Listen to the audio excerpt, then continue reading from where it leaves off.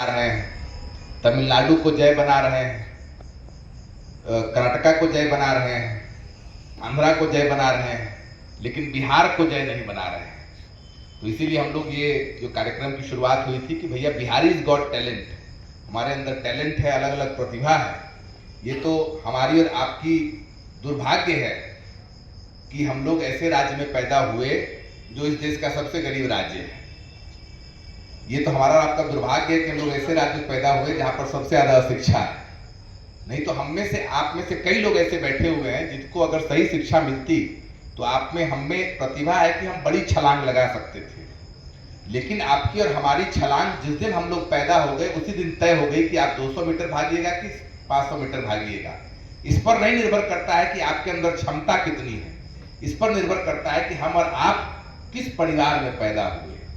सामान्य और गरीब परिवार में पैदा हो गए तो अब जिंदगी भर, अगर हमारे बाबूजी के पास साइकिल है तो हम एलेबल वेस्पा ले लेंगे, वेस्पा है तो